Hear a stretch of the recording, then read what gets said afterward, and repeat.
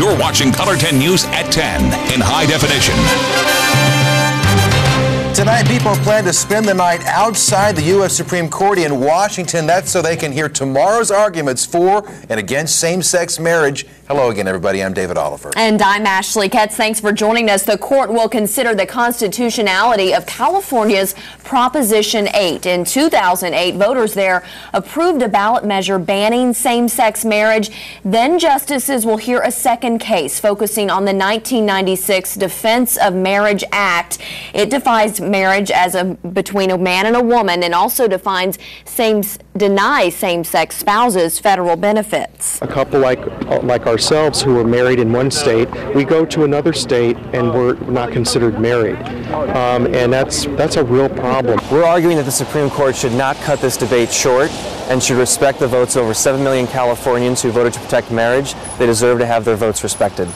The justices are not expected to issue their decisions until late June. And tonight, new at 10, Kevin Schwaller here to explain what the possible outcomes could mean for Missouri. University of Missouri law professor Douglas Abrams says the state has both a statute and a constitutional provision that defines marriage as between a man and a woman, and what the Supreme Court decides could affect people in states, including Missouri.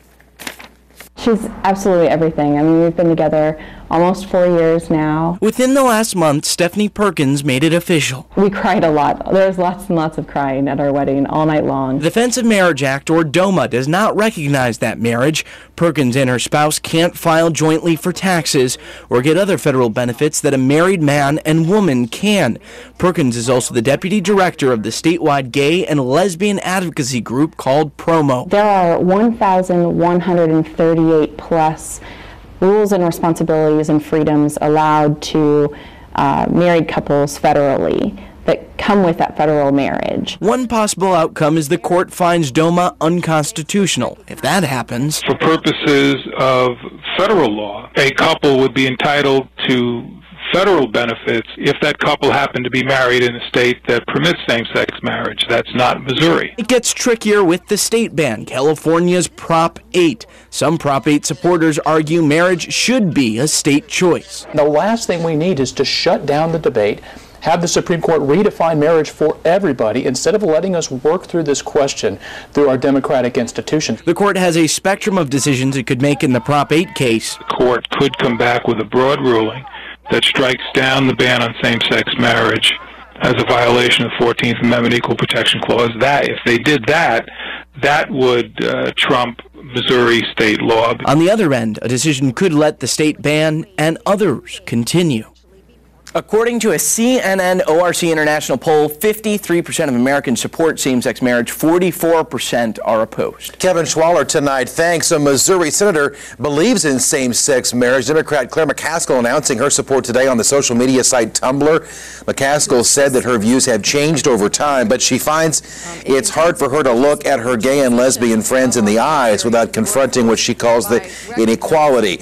Color 10 also contacted Senator Roy Blunt's office to learn his view today. A spokesperson there says Blunt believes marriage is a union between a man and a woman, but does support allowing gay couples to have hospital visitation and other rights as part of a civil contract to help them lead the lives they choose. A group opposed to a Walmart neighborhood market has delivered a petition to the city of Springfield. The group, called Stand Up to Walmart, does not want to see the market go in near Grand and Campbell. The coalition gathered more than 2,300 signatures asking for it to be readdressed. The council approved rezoning at the land last month. City Clerk Brenda Certain accepted the petition and will begin certifying the signatures now. If at least 1,787 are certified as being registered city voters, the council can either repeal the rezoning or send it to voters. The first chance for that to happen is in August. Jamie Warner is in the weather lab tonight, and things not as active as they were yesterday, Jamie. No, but just as cold. Temperatures today didn't even make it above freezing officially here in Springfield. Let's take a look at the day as a whole. 23 the morning low. We stayed in the 20s throughout the morning hours. Finally managed to make it into the low 30s by early afternoon, and we saw a high today of 32 degrees. You can see how that compares to the normal low. and the normal high. Temperatures running about 25 degrees below normal for this time of the year. It wasn't just Springfield, it was area-wide. Temperatures stuck in the 30s, and this was the 4th coldest afternoon high for the 25th of March ever in Springfield, going all the way back into the 1800s. How about that? Yeah, it's been a cold start to the winter season. We've got a little bit of snow out there still to be had. We have one last batch, it looks like, of snow showers. Stepped outside about 5 minutes ago, getting a little light snow here at the TV station. That will continue to drop south. 29 is where we stand right now. Feels like 20, and it's going to be a cold, mostly cloudy start to your Tuesday. About 23 at 7 o'clock. Should be a right around freezing by lunchtime, with an afternoon high up around 40 degrees and some afternoon sun. Can that carry forward? Can we keep the sun? Can we keep that warming trend going? Find out in your full forecast coming up. Jamie, thanks. Also new at 10, no school tomorrow in Valley Springs, Arkansas. The district says a water line break there is the reason kids will not be in class. Meantime, some employees at an Ozarks elementary school are tonight carrying concealed guns. We first told you about this on Friday in the Fairview School District's decision last week. And today, Color 10's Melanie Chapman found out the school sent a letter home to concerned parents. The Fairview School Board tells us it seems like this in Newtown, Connecticut, a deadly mass shooting inside an elementary school that they are working to prevent. After the shootings in Connecticut, of course, we had a huge parental outcry to do something, to be proactive. We had a lot of parents that wanted us to do a concealed carry for all of our teachers. School Board President Brian Martin said members began looking at ways to better secure the school, including a school resource officer. But with limited funding, they found the best way to make safety improvements is to allow certain members of the faculty to carry concealed guns. We had really more volunteers than we could afford to send through, and the interest and support among our faculty was huge. Martin said the volunteers who were picked went through extensive criminal background checks, psychological exams, and intense firearms training over spring break. Last week, they started carrying the concealed guns in the school. I think it's probably one of the safest schools, just knowing that that there are good people out here with guns and they are armed, and I think that's the biggest point, is just the deterrent factor. Sean Duggins has 2 children that attend Fairview School. He says he feels his children are safer today because of the board's decision. I feel like that they have the best interest in heart of the children, they have the best interest in heart of the school, and it's my personal opinion that they've done a great job in stepping up and leading the challenge here. We needed to do something for safety, and stepping back and waiting for something to happen is not the way to do it. Some parents, by the way, were angry with the decision, saying the board made it behind closed doors. The board argues, though, that saying that the discussions were very public in local newspapers and during open school board meetings. A college student from the Ozarks no longer faces a sexual assault charge in Texas. Online court records show the district attorney dropped the case against 19-year-old John Mahaffey. The Rogersville native attends Southern Methodist University. Mahaffey had been accused of forcing a male student to perform a sex act on him. In our political coverage now at 10 tonight, Arkansas Governor Mike Beebe has vetoed a voter identification bill. Mike Beebe said requiring voters to show ID before casting a ballot would increase cost, increase bureaucracy, and risk disenfranchising voters. Both the state Senate and House passed the bill. The House sponsor for voter ID says plans are underway now to override Beebe's veto. I suspect it'll probably be a 51 straight party line vote again, but we'll try, we'll see. So you think you'll need Speaker Carter this time? Yes, I think we'll need his vote as well this time. Arkansas's Attorney General said today that the voter ID bill would likely survive a federal court challenge, but he also said that it would be hard to predict how an Arkansas court might rule. Missouri Congressman Billy Long visited Askinosie Chocolate in Springfield today. Long took a tour of the company that gives some of its profits to schools in the Philippines and Tanzania. He was there to talk with the owner, Sean Askinosie, to see if he could help with some recent issues that business is having with importing cocoa beans. Then Congressman Long visited longtime Springfield restaurant Leong's. He surprised David Leong with a proclamation that officially enters him into the congressional record. Leong is the man behind Springfield's famous cashew chicken. Missouri's Department of Transportation hopes lawmakers will pass a 1-cent sales tax. That money would be used to pay for future MoDOT projects. Currently, 2/3 of MoDOT's funding comes from federal and state fuel taxes. MoDOT worries if gas prices go up, it could become more difficult for the agency to pay for future projects. Meantime, right now, the cost to fill up your gas tank is actually down slightly. The website MissouriGasPrices.com reporting tonight the statewide average for a gallon of regular unleaded is $3.50. It was 1.5 cents higher last week. In Springfield, we're paying even less at $3.39. The national average stands at $3.64 a gallon. Nearly half of mothers now feed their kids solid foods too soon. That's the warning from a new study tonight. Eating solids less than 4 months of age can increase the risk of certain chronic illnesses.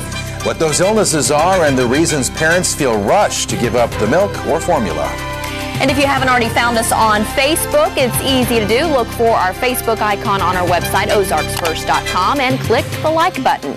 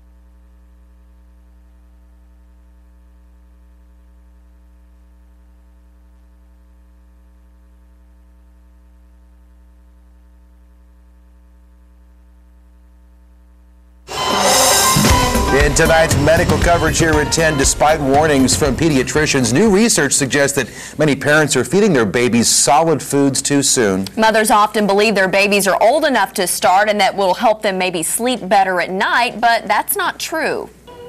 Good.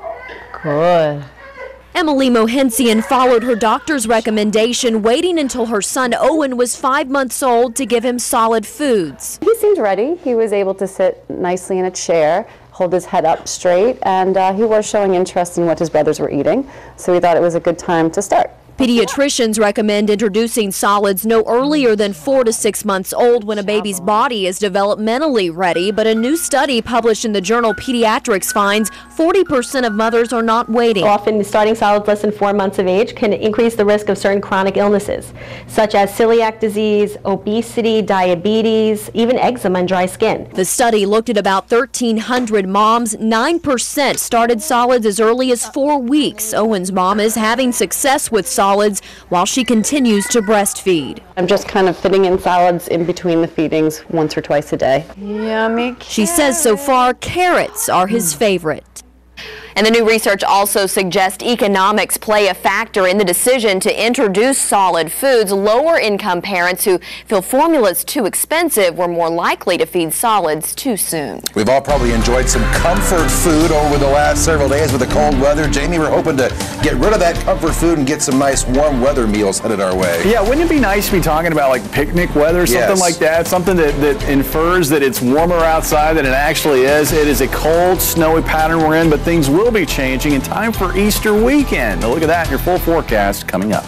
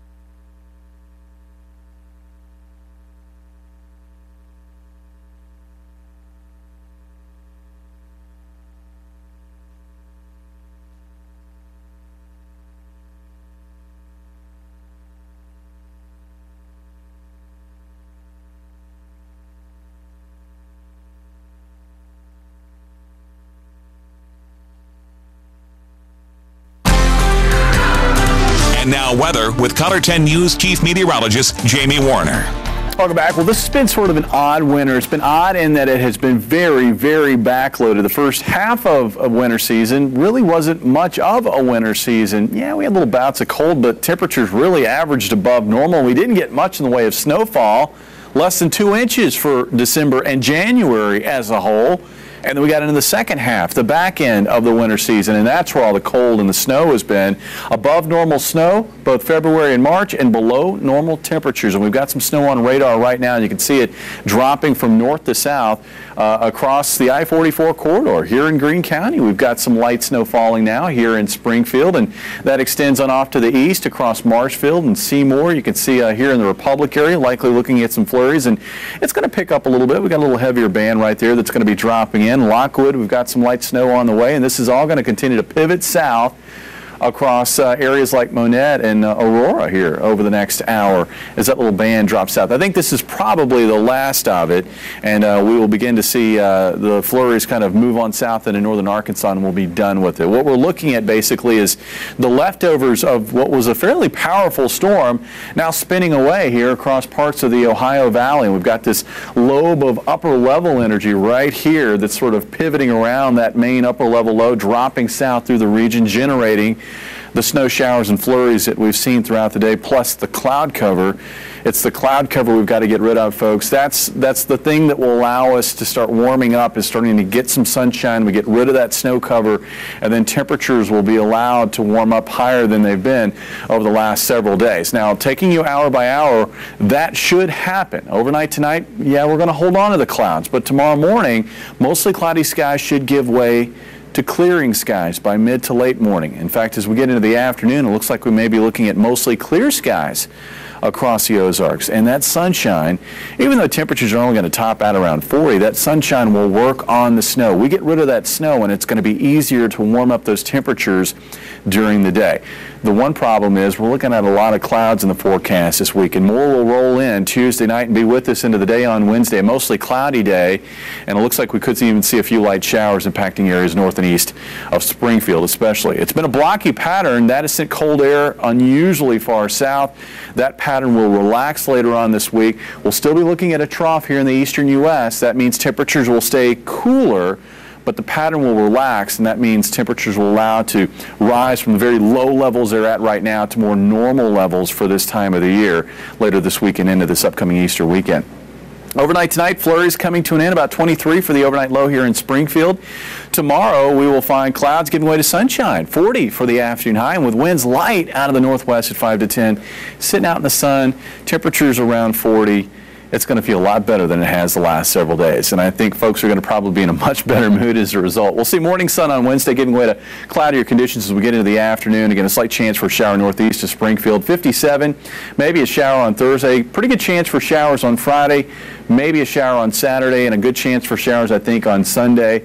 The bad news is maybe some wet weather for Easter Sunday. The good news is milder temperatures with highs into the 60s finally. It feels like it's been so long since we've been able to say 60s, which is where we should be for this time of the year. Never thought we'd be so excited about 40 degrees tomorrow. I know. I am. I mean, I'm really looking forward to just seeing some sunshine and, you know, light winds and a high of 40. Baby steps, right? Yeah, baby steps. Thanks, Jamie. Jamie. At the knee. Pitch number well, the St. Louis Cardinals have made a decision on the pitching rotation. Dan Lucy has that story and your timeout responses next in sports.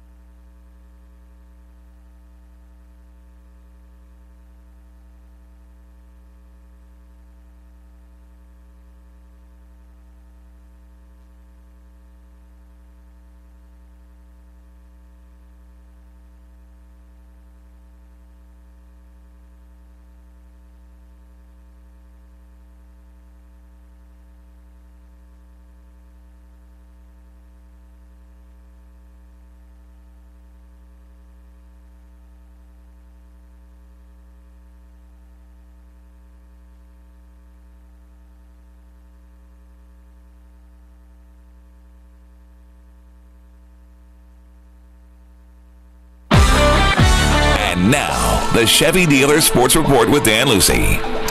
It's just another afternoon at the O'Reilly Family Event Center. The basketball team rolling out the balls, getting ready for another practice. But the unique thing is that this practice is March 25th, and the Panthers are still dancing. Drury will head to Louisville tomorrow morning, and the Elite Eight of the Division II basketball tournament, the excitement of their come-from-behind Midwest regional victories behind them. Panthers are refocusing on what's ahead, and that is a game against a high-scoring South Carolina Aiken team that's 25-7. We're always focused, but we did enjoy, our weekend and everything. I mean, we still practice and we're still, learning a little bit about our next opponent. But there's always the feeling, whether we get on Facebook and look at pictures or people that are just hearing about it congratulate us from back home. We still hear about it and we're still relishing in our success, but we're not done by any means. Yeah, this is my third year and we've been always done before then. So, I mean, it's really a good opportunity to keep doing what you love to do and keep practicing, and knowing that it's only 8 teams left playing. It's pretty awesome. Kyle Loesch wanted a multi-year contract. St. Louis wouldn't give it to him, but after months of waiting, the Milwaukee Brewers finally bit and signed the right-handed pitcher to a 3-year deal worth $33 million. Loesch could also get another $1 million if he reaches certain goals. Last season, the 34-year-old was 16-3 with a 2.86 earned run average for St. Louis. Now, this will be his 13th big league season with stops in St. Louis, Philadelphia, Cincinnati, and Minnesota. Brewers will give the Cards the 17th pick in June's draft in order to make this deal work. St. Louis Cardinals announced after this afternoon's game that Shelby Miller will be the team's 5th starter. That means Joe Kelly has been moved to the bullpen. Cardinals pitching both former Springfield Cards. And their game against the Twins this afternoon, St. Louis Cardinals jump out in front in the first inning. It's Matt Adams. Rips this double pass first into right field. Shane Robinson comes around to score to give St. Louis a 1-0 lead. Shelby Miller would get the start. He would strike out Justin Morneau looking right here. Miller going 4 1/3, gave up just 1 run.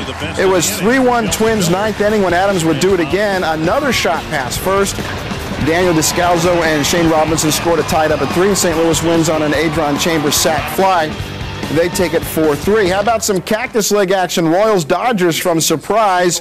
Zach Greinke on the hill for the Dodgers' first start of the spring after shoulder injury. Bottom of the first, 2 on. Salvador Perez shoots the gap in right center off the Ticketmaster sign. Alex Gordon, Alcides Escobar score, 2-0. Greinke throwing BBs gets Alex Gordon looking in the second right here. LA would get on the board in the third. The grounder to third. Mike Moustakas' leg between his legs, right through the wickets. E5 scores A.J. Ellis, 2-1. Right now, 7-2 Royals, 7th inning. Now back to our timeout at 6 o'clock. We talked about the St. Louis Cardinals and whether Oscar Taveras should break spring training with the big league team or not. I'm saying no. I'm saying it's not Oscar time, not yet. Cardinal Nation needs to be patient, but that's not what's coming out of Jupiter. Taveras with a fantastic spring training, hitting .275, couple homers, 10 RBI. Taveras had 4 hits today in the Cards win over the Twins. The Oscar Now camp says bring him up. Albert Pujols didn't need AAA. I asked for your opinions. Russ agrees with me. Oscar has had a great spring, no question about it. But for him to make the big boys right now, it's too soon. He needs that time in Memphis where he can play every day. Coming to St. Louis, he would sit on the bench, and that's not good for a young man. Steve off of Facebook says he should go to St. Louis, but I'd rather see him play a few more games in Springfield so I can watch a future St. Louis Cardinal play. That ain't going to happen. He ain't coming back. Bob says, like NFL coach George Allen used to say, the future is now. If he has the talent, give him a chance. It could become a detriment to his psyche, especially if he knows he's good enough to be a successful player in the majors versus starting at the AAA level. So thanks to all who emailed. See what happens there. Just kind of got to be patient. That's right. All right. Oscar time. All right. Thanks, Dan. An Ozarks teen becomes a social media sensation thanks to this sad face. His thoughts on becoming famous for apparently crying.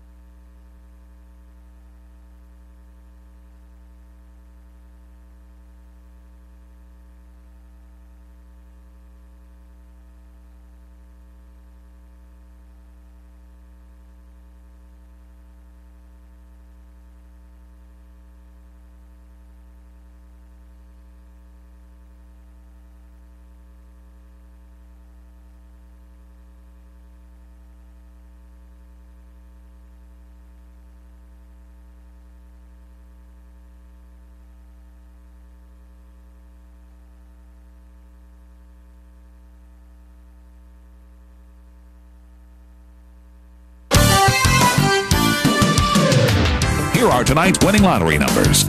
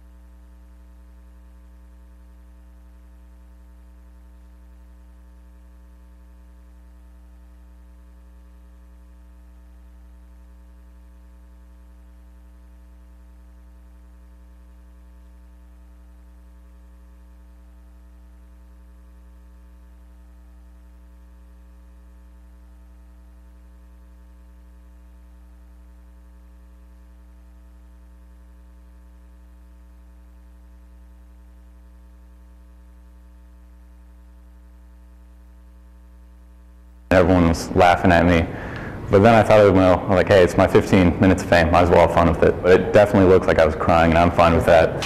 Say hello to Chase Allen, the local high school student, spent Sunday in Kansas City watching his favorite team play, the North Carolina Tar Heels. UNC lost to Kansas, and Chase was caught on camera making this face. Chase says he was not crying, he was just cringing after a nice KU play, but that doesn't stop the social world. Chase has a parody Twitter page called Crying UNC Fan.